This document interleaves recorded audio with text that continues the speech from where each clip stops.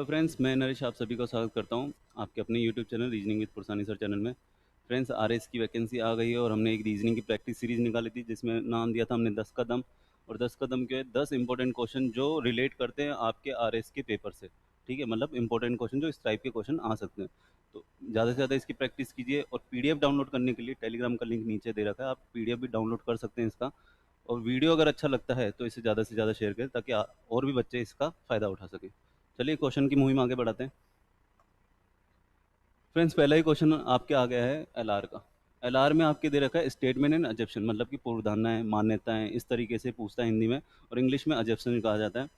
तो ये एलआर से रिलेटेड काफ़ी इंपॉर्टेंट है। मेरे हर सीरीज़ में, मतलब हर वीडियो में आपको इसका एक क्वेश्चन जरूर दिखेगा, क्योंकि पिछली बार 4 क्वेश्चन आए थे एलआर से रिलेटेड। ठीक है। क्वेश्चन दे रखा है, एक विज्ञापन दावा करता है। देखिए, अगर आप एक बिजनेसमैन है और कोई ऐड करते हैं तो आप क्या चाहेंगे कि ऐड का हमेशा पॉजिटिव रेस्पॉन्स आए, यही तो अवधारणा करते हैं ना। अगर मैं कोई भी चीज़ का ऐड देता हूँ तो मैं क्या चाहूँगा कि मेरी सेल अच्छे से अच्छी हो। तो उसी से रिलेटेड होता है। हम भारत में सबसे अच्छी बाइक का निर्माण करते हैं जिसमें तीव्र गति की के साथ अद्वितीय सुरक्षा सुविधाएं हैं। ठीक है, मतलब एक बाइक का ऐड है ये, और बाइक के निर्माण के लिए उसकी क्वालिटी का वो कर रहा है। ठीक है, पूर्वधारणा क्या बोल रहा है, भारत में ऐसी सुरक्षा सुविधाओं वाली कोई अन्य बाइक नहीं है। अब देखिए, बाइक नहीं है, उन्होंने कुछ ना कुछ अपडेट करके निकाला है, तभी तो इन्होंने ये ऐड दिया है कि ऐसी कोई बाइक नहीं है। और हमारी वाली क्या है, अद्वितीय अद्वितीय सुरक्षा सुविधा है। अगर इंग्लिश में देखें तो unmatched safety features along with high speed. अद्वितीय मतलब कि इसके जैसी कोई दूसरी है नहीं। तो पहला वाला तो क्या है, सही है। दूसरा वाला बोलता है लोग इस कीमत की बाइक खरीद सकते हैं। देखिए, कीमत की बाइक खरीद सकते हैं कि नहीं खरीद सकते वो आपके ऐड के ऊपर डिपेंड करता है। अगर जैसे ऐड आता है कई बार कि इससे सस्ता नमक और कहीं नहीं है, तब अपन इसको भी सही कर सकते थे। ठीक है, लेकिन ऊपर ऐड में कीमत की कहीं बात नहीं की गई है, इसलिए इस वाले को आप गलत ही करेंगे। जो भी पूर्वधारणा में ऐड से रिलेटेड बात है उसको आप सही कीजिए, जो नहीं है, रिलेट ही नहीं कर रही है, तो आप कैसे सही कर सकते हैं। ठीक है, तो ओनली फर्स्ट सही है, आंसर बी हो जाएगा इसका। तो फ्रेंड्स, बढ़ते हैं अगले क्वेश्चन की तरफ। अगला क्वेश्चन मिसिंग नंबर से रिलेटेड दे रखा है। क्या पैटर्न लग रहा है इसके अंदर, देखिएगा, जल्दबाजी मत कीजिएगा। इसके अंदर पैटर्न जो है वो दो तरीके से आप जल्दबाजी में ये भी कर सकते हैं। 5 4 20, मतलब मल्टीप्लाई किया और इधर से मल्टीप्लाई किया तो 24, और इधर से मल्टीप्लाई किया तो 36। ऑप्शन में भी दे रखा है, बट ये आंसर नहीं है, क्योंकि थर्ड नंबर भी दे रखा है आपको, तो उसका भी कोई ना कोई मतलब होगा। तो क्या मतलब है, देखिए, अगर मैं इन दोनों को जोड़ दूँ तो 9, और इधर से जोड़ूँ तो 18। 18 में 2 जोड़े तो 20 हो गए। ठीक है, 8 और 3 11, और 11 और 11 कितना, 22। 22 में 2 जोड़े तो 24 हो गए। 9 और 3 कितना होता है आपके, 13। 13 और 13 कितना हो गया, 26। और 26 में अगर मैं 2 जोड़ूंगा तो 28 आएगा इसका आंसर। ठीक है, 28 इसका आंसर है। ऑप्शंस में आपको दे नहीं रखा, 26 दे रखा है, जो कि ये गलत है। 28 इसका सही आंसर आएगा। ठीक है, टाइपिंग मिस्टेक हो गई है इसके अंदर, 26 की जगह इसका आंसर 28 ही आएगा। बढ़ते हैं अगले क्वेश्चन की तरफ। अगला क्वेश्चन फ्रेंड्स रैंकिंग से रिलेटेड है। वैसे इसका क्वेश्चन आता नहीं है, पर एक बार ही पूछा गया था, तो इसलिए मैंने ये क्वेश्चन लिया है। क्वेश्चन में बोला है, लड़कियों की एक पंक्ति में फातिमा एक सिरे से 15वें स्थान पर और दूसरे सिरे से 90वें स्थान पर है। ठीक है, पंक्ति में मौजूद लड़कियों की कुल संख्या ज्ञात कीजिए। अब किसी एक व्यक्ति का अगर दोनों तरफ से स्थान पता हो तो आप आराम से कुल संख्या निकाल सकते हैं। और फॉर्मूला क्या है, किसी भी एक का, फातिमा का, जैसे दोनों तरफ का स्थान योग कीजिए और -1 कर दीजिए। तो 15 + 9 - 1 कितना हो गया ये, 24 - 1 कितना आ गया, 23। आंसर इसका डी हो जाएगा। बढ़ते हैं अगले क्वेश्चन की तरफ। अगला फ्रेंड्स पजल से रिलेटेड है और काफ़ी अच्छी पजल्स है। देखिए, पजल काफ़ी लोग दिक्कत आती है करने में, काफ़ी लोगों को, बट मैं कहता हूँ कि जैसे जैसे इन्फॉर्मेशन दे रखी है आप वैसे वैसे इसको पुट कर दीजिए, आपका आंसर आ जाएगा। कैसे, देखिए, करीब 7 लोग दे रखे हैं यहाँ पे।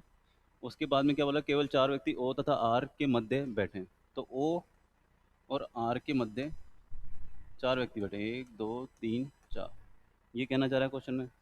आगे देखिए क्या बोल रहा है, केवल 2 व्यक्ति एन तथा एम के मध्य बैठे हैं। एन और एम के मध्य 2 व्यक्ति बैठे हैं। आगे बोला आपके एम क्यू के ठीक ऊपर बैठा है।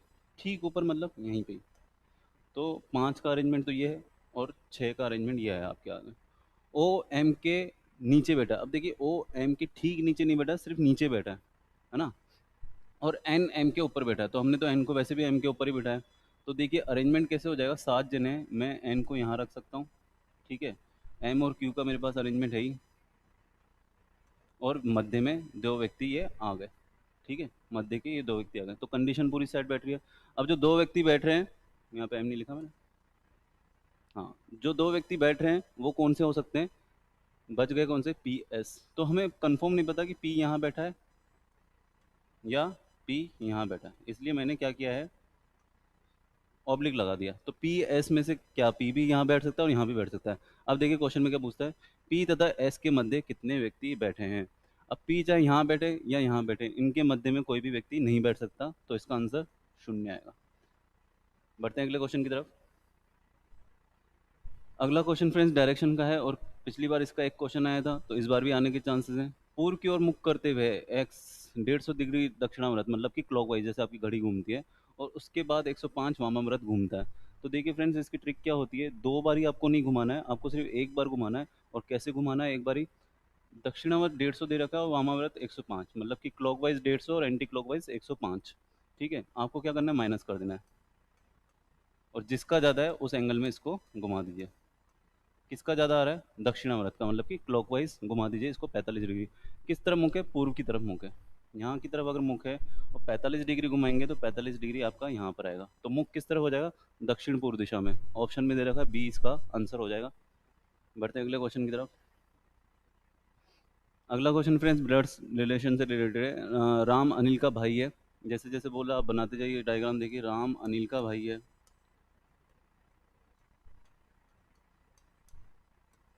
और उसके बाद बोला है कि भाई है और गोपाल का पुत्र है।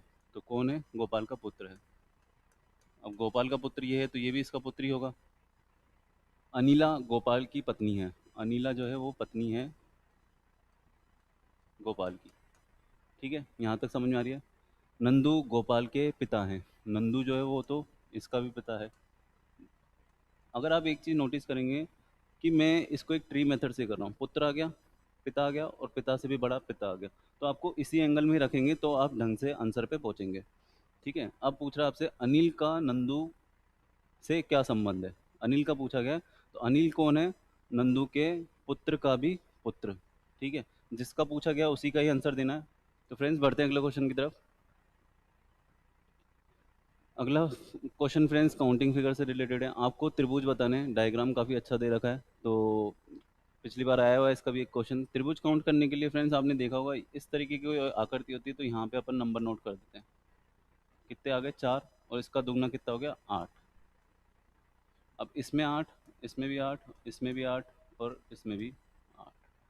यहाँ अगर इस शेप की बात करें तो ये 3 होते हैं और ये 3 होते हैं। तो कितने अभी तक अपन ने काउंट कर लिए, देखिए 8 चौक 32, 32 और 6 38 तक तो यहाँ पे अपन ने लिख देता हूँ मैं। अब देखिए मिला करके कितने डायग्राम हो रहे हैं, मतलब कितने त्रिभुज बन रहे हैं। ये इधर से एक बन रहा है, तो इधर से एक और बन रहा है, तो यहाँ से दो, यहाँ से भी दो, और यहाँ से भी दो। तो छः छः फिगर हो रहे हैं इसके अंदर, और छः अगर मैं इसमें टोटल कर दूँ तो कितना आ जाएगा, 44, ठीक है। और कोई इसमें बैठ रहा है नहीं, इसमें और कोई ट्रायंगल बैठेगा नहीं, तो इसका आंसर क्या हो जाएगा, हाईएस्ट बी इसका आंसर हो जाएगा, 44। बढ़ते हैं अगले क्वेश्चन की तरफ।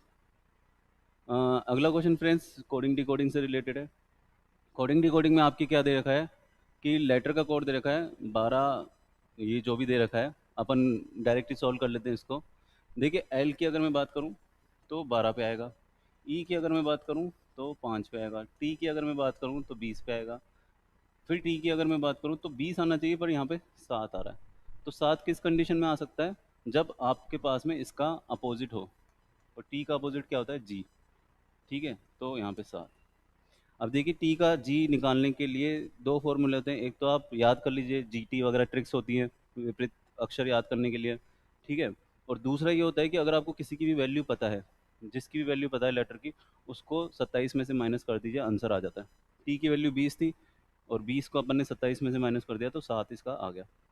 अगला दे रखा है आपको ई का दे रखा है 22। ई का 22 मतलब ई का भी अपोजिट क्या होगा, वी आता है,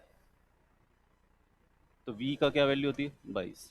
ठीक है, लव के नाम से याद करते हैं, एल का अपोजिट ओ और वी का अपोजिट ई, लव के नाम से इसको याद करते हैं। इसके बाद आर का दे रखा है आपको 18, जो कि 18 पे ही आता है। तो बात समझ में आई आपकी, लेटर टू लेटर रखने, लेकिन बीच के ये दो लेटर को अपोजिट रखना है। तो आपसे कॉमन का पूछा गया है, तो कॉमन का COMMON। सी का कोड क्या रखना है 3, ओ का कोड 15, एम का 13। अब इन दोनों का अपोजिट रखना है। तो एम का अपोजिट क्या होता है 14, एन होता है। और ओ का भी अभी मैंने बताया था लव, तो लव कितने पे एल 12, और एन का फिर वापस एज इट इज़ 14 रख देना है। तो 3 15 13, 3 15 13 और 14 12 14, सी इसका सही आंसर बैठ जाएगा। ठीक है, बढ़ते हैं अगले क्वेश्चन की तरफ। अगला क्वेश्चन फ्रेंड्स ये इक्वलिटी इनइक्वलिटी का है। वैसे अभी तक पूछा नहीं गया, बट चांसेस हैं क्योंकि सिलेबस में दे रखा है इस बारी। ठीक है, कैसे करना है, यू इस सिंबल का अर्थ दे रखा है कि या तो बड़ा है या बराबर है। ठीक है, और इस सिंबल का भाग का मतलब दे रखा है कि बराबर है, और ट्रायंगल का मतलब दे रखा है कि छोटा है। तो अपन को क्या करना है, एक समीकरण बना देना है और फिर अपन निष्कर्ष देखेंगे। तो यू टी से दे रखा है, यू और टी के बीच में बड़ा या बराबर है, और उसके बाद में एस और ट्रायंगल यू का दे रखा है। तो एस का मैं यू से कंपेयर कर लेता हूँ, इसमें क्या है छोटा है, एस छोटा है यू से, इस तरीके से सिंबल रख दिया है। और एस का दे रखा है, तो आर और एस में वापस यही दे रखा है बड़ा और ग्रेटर देन, है ना। तो ये इक्वेशन आपके आगे सामने आई है। अब अपने को कंक्लूजन निष्कर्ष निकालने हैं। एस क्या छोटा है टी से? तो देखिए, जब दोनों सिंबल क्रॉस हो जाएं तो आप आंसर नहीं दे सकते, ये इस तरफ जा रहा है वो उस तरफ जा रहा है, तो दोनों का कंपैरिजन नहीं हो सकता। तो फर्स्ट तो गलत हो गया। क्या आर छोटा है टी से? नहीं, दोनों देखिए क्रॉस कर रहे हैं वापस से इसका इससे, तो भी आंसर नहीं दे सकते। तो ये भी गलत हो जाएगा, तो दोनों ही गलत जाएंगे। इसमें आपके ना तो फर्स्ट और ना ही सेकंड अनुसरण करता है, बी इसका आंसर हो जाएगा। अगला क्वेश्चन फ्रेंड्स क्लासिफिकेशन का है, और इस चारों डायग्राम को आप देख लीजिए, चारों में से आपको कौन सा अलग दिख रहा है। काफ़ी इजी क्वेश्चन है, और ये इस वीडियो का अंतिम क्वेश्चन है। देखिए अलग कैसे है, गुणा भाग ट्रायंगल और स्क्वायर दे रखा है, फिर गुणा भाग ये सॉरी स्क्वायर और ये सर्किल दे रखा है। यहाँ पे गुणा की जगह प्लस दे दिया है, तो यही आपका क्या हो जाएगा, आंसर हो जाएगा। तो फ्रेंड्स यहाँ पे हमारा वीडियो ख़त्म होता है। अगर वीडियो आपको ये अच्छा लगा तो इसे ज़्यादा से ज़्यादा शेयर कीजिए, और इसे लाइक भी कीजिए। कमेंट सेक्शन में मुझे ज़रूर बताएं कि मैं और किस तरीके के क्वेश्चन लाऊं, या आपको ये वीडियो कैसा लग रहा है। और नीचे इसमें डिस्क्रिप्शन में मैंने टेलीग्राम का आपको लिंक दे रखा है, उसे ज्वाइन कर लीजिए आज ही। वीडियो अगर आपको कोर्स परचेज करना है रीजनिंग के लिए, तो डिस्क्रिप्शन में हमने ऐप का भी लिंक दे रखा है, आप उसे डाउनलोड करके के आप कोई सा भी रीजनिंग का कोर्स खरीद सकते हैं, आरएस के लिए या अदर आईएएस के लिए। ठीक है, तो मिलते हैं अगले वीडियो में। थैंक यू, धन्यवाद, राम राम।